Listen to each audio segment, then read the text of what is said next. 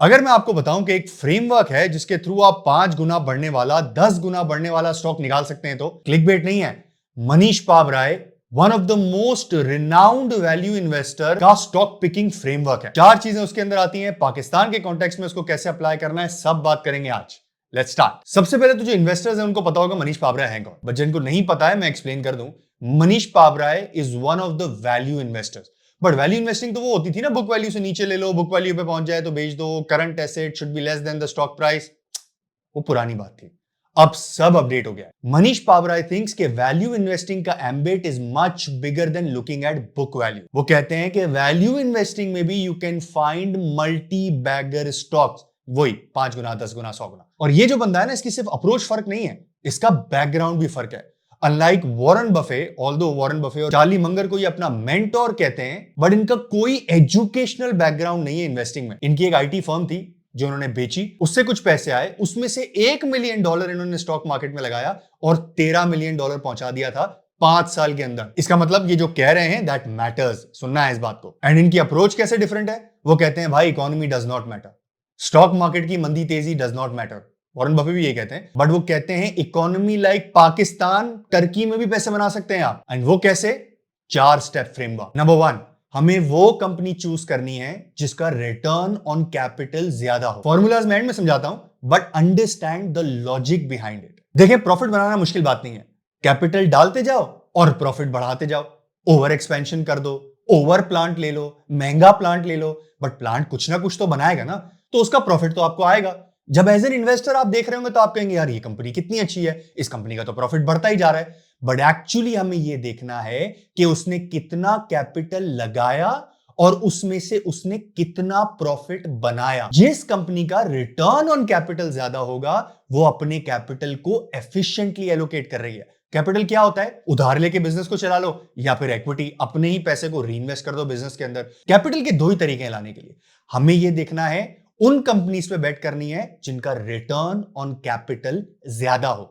Example के तौर पे समझाऊं आपको, 2 टेक्सटाइल कंपनीज हैं, एक का प्रॉफिट है 10 रुपए पर शेयर, एक का प्रॉफिट है 20 रुपए पर शेयर। ऊपर ऊपर से देखेंगे तो आपको कौन सी कंपनी अच्छी लगेगी?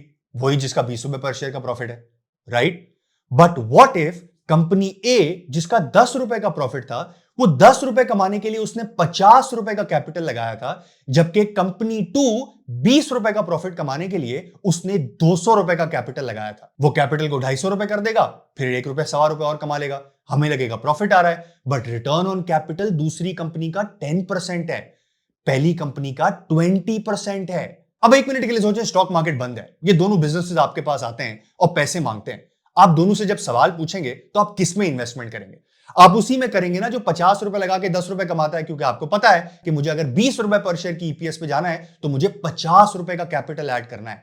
लेकिन दूसरी कंपनी में जब मुझे 40 रुपए की ईपीएस पे जाना है तो मुझे 200 रुपए का कैपिटल ऐड करना है। That is how it is different. Once again, कौन सी कंपनी बेटर कैपिटल को इस्तेमाल करके अपनी अर्निंग्स कमा रही है, वो कंपनीज चूज करनी। अब रिटर्न ऑन इन्वेस्टेड कैपिटल निकालने के 2 तरीके हैं। जब भी आप किताब खोलेंगे ये 2 फॉर्मूले से आप निकाल सकते हैं, एक return on invested capital and return on capital employed. पहले बात करते हैं return on invested capital. Simply speaking, 1 रुपया कमाने के लिए कितना कैपिटल लगा। फॉर्मूला आपकी स्क्रीन पे आ रहा होगा। आपके बेस्ट स्टॉक्स के ऊपर यह फॉर्मूला आपको अप्लाई करना है और पीछे जाके देखना है कि उसका रिटर्न ऑन इन्वेस्टेड कैपिटल कितना था। Number 2, return on capital employed. अब मैं फॉर्मूला को ज्यादा समझा नहीं सकता वरना ये पूरा concept of the video change हो जाएगा, बट मैंने नीचे कुछ आर्टिकल्स अटैच कर दिए जिसको देख के आप रिटर्न ऑन इन्वेस्टेड कैपिटल और रिटर्न ऑन कैपिटल एम्प्लॉयड दोनों देख सकते हैं। एक ट्रिक याद रखिएगा कि 2 सेक्टर्स के अंदर ये रेशियोज डिफरेंट डिफरेंट निकाल के आ सकते हैं। यानी टेक्सटाइल को जब आप सीमेंट की कंपनी से कंपेयर करेंगे तो फर्क होगा। आइडियली आपने करना क्या है, आपकी जो बेस्ट कंपनी आपको अच्छी लगती है उसको इंटर सेक्टर ये निकाल के देखना है कि उसका रिटर्न ऑन कैपिटल एम्प्लॉयड और रिटर्न ऑन इन्वेस्टेड कैपिटल कितना है। Higher the better. और जब ये आप निकाल लेंगे तो हम आएंगे दूसरे स्टेप के ऊपर, फ्रेमवर्क नंबर 2। ये जो भी कंपनीज आप हाईलाइट करें, लेट्स से आपने 100 कंपनीज निकाली, उसमें से आपको 10 कंपनीज मिली जिनका रिटर्न ऑन कैपिटल एम्प्लॉयड बहुत अच्छा है। अब आपने देखना है ये कौन से बिजनेसेस हैं जिनके पास लॉन्ग रनवे ऑफ ग्रोथ है। एग्जाम्पल के तौर पे पाकिस्तान का fertiliser sector. Return on invested capital मेरे अंदाजे के मुताबिक बहुत अच्छा निकलेगा। बट क्या इनके पास लॉन्ग रनवे ऑफ ग्रोथ है? पाकिस्तान की यूरिया की डिमांड कितनी है? 6 मिलियन टन। कितने साल से 6 मिलियन और 5 मिलियन के बीच में रह रही है? प्रॉब्ली 5-7 सालों से। क्या पाकिस्तान यूरिया बना के एक्सपोर्ट कर सकता है? नहीं कर सकता है, क्योंकि गैस यहां पे सस्ती मिलती है, इसलिए इंटरनेशनल यूरिया प्राइसेस हम नीचे मिलते हैं। लॉन्ग रनवे ऑफ ग्रोथ नजर आ रहा है आपको? कमेंट में जरूर बताएं मुझे, क्या फर्टिलाइजर कंपनीज के अंदर लॉन्ग रनवे ऑफ ग्रोथ है? अब किसी फूड कंपनी को देखें, लॉन्ग रनवे ऑफ ग्रोथ। क्या पाकिस्तान की पॉपुलेशन बढ़ रही है? क्या पाकिस्तान के अंदर ब्रांडेड प्रोडक्ट्स पे लोग शिफ्ट हो रहे हैं? क्या अर्बनाइजेशन पाकिस्तान में ज्यादा हो रही है?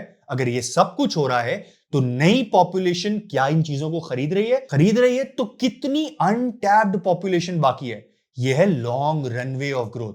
हर सेक्टर का लॉन्ग रनवे ऑफ ग्रोथ फर्क होगा, बट अगर इस फ्रेमवर्क पे चलना है, 5-10 गुना वाली कंपनीज को ढूंढना है, तो याद रखिएगा हमें वो कंपनीज निकालनी है जिनका runway to growth is long, यानी कि वो कंसिस्टेंटली कैपिटल तो अच्छा इस्तेमाल कर रहे हैं, बट आगे ग्रो भी करेंगे या ग्रो कर सकते हैं। अब जब आप ये देख लेंगे तो जो पहले स्टेप्स में कंपनीज निकली थी उसमें से भी कुछ कंपनीज कट हो जाएंगी और कुछ थोड़ी कंपनीज रह जाएंगी। उसके बाद हम आगे आते हैं step number 3, honest and capable management. Munish Pabrai कहते हैं कि भाई अगर मैनेजमेंट ऑनेस्ट नहीं है, अपने शेयर होल्डर्स का ख्याल नहीं रख सकती, तो उस कंपनी में इन्वेस्टमेंट करने का कोई फायदा नहीं है। चाहे आपको कितना ही अच्छा रिटर्न ऑन कैपिटल एम्प्लॉयड मिल रहा हो, रिटर्न ऑन इन्वेस्टेड कैपिटल मिल रहा हो, चाहे आपको कितना ही लॉन्ग ग्रोथ नजर आ रही हो, don't invest in that, because जब मार्केट को रियलाइज होगा कि ये मैनेजमेंट केपेबल और ऑनेस्ट नहीं है, आपके साथ अपना नफा शेयर नहीं करती है, या जो री इन्वेस्टमेंट करती है वो सही जगह पे नहीं करती है, लोग उन शेयर्स को छोड़ के भाग जाएंगे। बुक वैल्यू दिखेगी आपको 1000 रुपए की, कंपनी चल रही होगी 300 रुपए की। फायदा क्या? नथिंग। तो फुरकान में ये बताएं कहां पे जाके हम देखें कि मैनेजमेंट की क्वालिटी का नंबर क्या है? यही मसला है। मैनेजमेंट की ऑनेस्टी और कैपेबिलिटी देखने का कोई नंबर अवेलेबल नहीं है। मोटे मोटे जो मेंटल फ्रेमवर्क मैं फॉलो करता हूं वो ये देखता हूं, कंपनी कहां री इन्वेस्ट कर रही है। अगर एक सेक्टर से कंपनी पैसे बना रही है, क्या वो पैसे कमा के सेम सेक्टर के अंदर री इन्वेस्ट कर रही है, या किसी और जगह पे, पहला यहां पे लगा दिया, दूसरा वहां पे लगा दिया, तीसरा तीसरे बिजनेस में लगा दिया, जिसका कंपनी का कोई बैकग्राउंड नहीं है। I don't think that's a capable management, because आपको नहीं पता है कि नए प्रोजेक्ट्स के अंदर रिटर्न ऑन इन्वेस्टेड कैपिटल क्या होगा, क्या ये एग्जीक्यूट कर पाएंगे कि नहीं कर पाएंगे। इसीलिए वन स्टेप बैक, वही कंपनीज चूज करनी है जिनका लॉन्ग रनवे टू ग्रोथ हो। अगर आपको ऐसा सेक्टर को कंपनी मिल जाती है जिसका लॉन्ग रनवे टू ग्रोथ नहीं है, तो वो कंपनी बेचारी करेगी क्या? वो यहां वहां ही इन्वेस्ट करेगी। हमें वो कंपनी चाहिए ही नहीं, वो तो सेकंड स्टेप में ऑलरेडी कट चुकी होगी।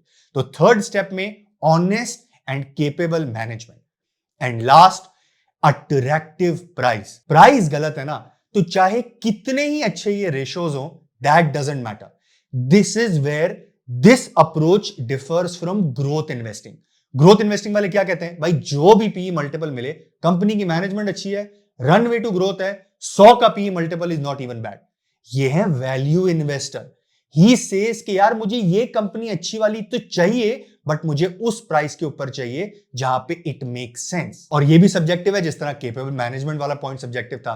भाई एयरलिंक 22 रुपए में भी किसी को महंगा लग रहा था ना, और आज 110 पे भी किसी को सस्ता लग रहा है ना। बट मेरे 15-16 साल के एक्सपीरियंस के मुताबिक दो तरीके होते हैं जहां पे आपको बहुत अच्छी कंपनीज बहुत सस्ते रेटों पे या मुफ्त के भाव में दे के चले जाते हैं लोग। नंबर 1, जब economy is not doing well, and number 2, जब शॉर्ट टर्म में कंपनी ने कोई इन्वेस्टिंग डिसीजन लिया और गलत पड़ गया। एक एक करके दोनों को देखें। चलिए ये बताएं, किस मुल्क में पाकिस्तान से 5 गुना ज्यादा आज इन्फ्लेशन है और 2.5 गुना ज्यादा इंटरेस्ट रेट है? कौन सा मुल्क है? टर्की। 70% की इन्फ्लेशन है और 50% का इंटरेस्ट रेट है। इस स्टॉक मार्केट में क्या हुआ होगा? तबाही और बर्बादी। यानी इकोनॉमिक इश्यूज ने अच्छी अच्छी कंपनीज की ऐसी की तैसी कर दी होगी। आपको पता है कुछ साल पहले मोनीश पाबराय ने टर्की में बड़ी पोजीशंस ली, अपने फंड के हिसाब से नहीं, टर्की की कंपनीज के हिसाब से। रेसाज रीट टर्की में एक ऐसी कंपनी है जो कि डिस्ट्रीब्यूशन सर्विस प्रोवाइड करती है। पूरी कंपनी $23 मिलियन की थी, एंड ही बॉट $8 मिलियन के अंदर 30% ऑफ दिस कंपनी। और मैं आपको कुछ टाइम पहले कह रहा था ना, इकोनॉमी डज नॉट मैटर। आपको पता है जब इन्होंने ये इन्वेस्टमेंट की थी तो क्या लीरा चल रहा था? 1:5, यानी कि $1 के अगेंस्ट 5 लीरा मिलते थे। आज 33 मिलते हैं। Despite that he has made money on these investments. पूरा मुल्क खराब हुआ, मुल्क खराब होने की वजह से अच्छी अच्छी कंपनीज मुफ्त के हिसाब से लोग देके चले गए, and some of these investors got them और होल्ड करके बैठ गए for the long term value. आपको पता है मनीष पबराय के हिसाब से इस रेसास की वैल्यूएशन कितनी हो सकती है? 700 से 800 million dollar. When he entered, उनको कंपनी मिली 30% ऑफ इट, मार्केट कैप था 23, 24, 25 मिलियन डॉलर का। इसी तरह सी कोक, कोका कोला के जो बॉटलर्स हैं टर्की में, they bottle it. By the way Pakistan में भी यही करते हैं। ऐसी ही एक कंपनी सस्ते दामों में, बिकॉज ऑफ इकोनॉमिक कंसर्न्स, आपको कोई मुफ्त में देके चला गया, and he got that and he is making money despite lira depreciation. Pakistan जैसी कहानी लग रही है ना? अभी पाकिस्तान के अंदर कितना रुपया डिप्रिशिएट हुआ था, स्टॉक मार्केट के हालात क्या थे? अब उस टाइम पे अगर कुछ लोगों ने ये फ्रेमवर्क्स बनाए हुए होते और अच्छे स्टॉक्स को जिसमें लॉन्ग रनवे है, रिटर्न ऑन कैपिटल एम्प्लॉयड बहुत अच्छा है, मैनेजमेंट अच्छी है, लेके बैठ गए होते, क्या उनको वो स्टॉक्स आज बेचने की जरूरत पड़ती या बार बार नए स्टॉक्स निकालने की जरूरत पड़ती? This is why frameworks are important. But अब दूसरी बात करते हैं। कभी कभी ऐसा होता है जब कंपनी अच्छा काम करने जाती है और उसको नुकसान हो जाता है। $300 का मेटा यानी फेसबुक $100 का मिल रहा था। क्यों? क्योंकि मार्क जकरबर्ग ने इन्वेस्टमेंट कर दी थी को 25-30 अरब डॉलर की मेटावर्स के अंदर। मार्केट कह रही थी भाई ये खराब इन्वेस्टमेंट है, यहां से निकलो, इतने खर्चे कर रहे हो इस पे भी और बाकी चीजों पे भी, प्लीज अपनी शिप को सही करो। मार्क जुकरबर्ग को 1 साल लगा अपनी शिप को ठीक करने में, मेटावर्स की इन्वेस्टमेंट को ड्रॉप डाउन करने में, बाकी कॉस्ट को कंट्रोल करने में, अपना रिटर्न ऑन कैपिटल एम्प्लॉयड ऊपर लाने में, और आज $500 का चल रहा है ये स्टॉक। तो टेम्परेरी जब भी इश्यूज आते हैं तब भी आपको ऐसी चीजें देके मिल जाती हैं। अब मुझे कमेंट्स में बताएं कौन सा ऐसा सेक्टर है जिसपे अभी रिसेंटली बजट पे एक बहुत बड़ा इश्यू आया है। क्या उस सेक्टर के अंदर ऐसी कोई कंपनी है जो कि इन चारों चीजों को फुलफिल करती हो और आज भी अवेलेबल हो डिसेंट रेट के ऊपर? सो नाउ लेट्स रिकैप, क्योंकि बहुत सारी बातें कर ली हैं। जो डबल, ट्रिपल, 5 टाइम्स, 10 टाइम्स वाले जो स्टॉक्स होते हैं उनके अंदर कुछ खूबियां होती हैं। उस खूबियों को निकालने के लिए हम फ्रेमवर्क्स बनाते हैं। इसी तरह मनीष पाबराय का एक फ्रेमवर्क है जिस पे आज हमने बात की। वो कहते हैं 4 चीजें अगर किसी स्टॉक के अंदर है तो वो stock there is a high chance that will go double, triple, 4 times, 5 times, 10 times. Number 1, वो कंपनीज जो कि रिटर्न ऑन इन्वेस्टमेंट जिनका बहुत अच्छा हो। नंबर 2, वो कंपनीज जिनका रिटर्न ऑन कैपिटल तो बहुत अच्छा हो बट उनके पास लॉन्ग रनवे ऑफ ग्रोथ हो। देन उनकी मैनेजमेंट ऑनेस्ट और केपेबल होनी चाहिए। एंड नंबर 4, प्राइस ऐसी मिलनी चाहिए जिसपे ये कंपनी लॉन्ग टर्म होल्ड करने के लिए आपको सेंस बनाए। और प्राइस अट्रैक्टिव कब होती है? यूजुअली 2 तरीके जब होते हैं, इकोनॉमी खराब या कंपनी का टेम्पररी इशू। सो अब मेरे कम्युनिटी वाले भाइयों, आप लोगों के लिए मैं पाकिस्तान में कुछ 50-60 स्टॉक्स को इन फ्रेमवर्क पे टेस्ट करूंगा। सो अगली वीडियो आप लोगों के लिए होगी प्लेटफॉर्म के अंदर। और मेरे सोशल प्लेटफॉर्म वाले भाइयों, अगर आप कम्युनिटी ज्वाइन करना चाहते हैं, सो नीचे लिंक है, do join the community. I hope आप ऐसी वीडियोस ही देखना चाह रहे थे और मैं वैसी वीडियोस ही बना रहा हूं। If that is the case, please comment में मुझे बताएं सो दैट मैं बाकी अच्छे बड़े इन्वेस्टर्स के फ्रेमवर्क आपके सामने लेके आऊं, and then we work on them and make money from the stock market. Thank you for watching. Allah Hafiz.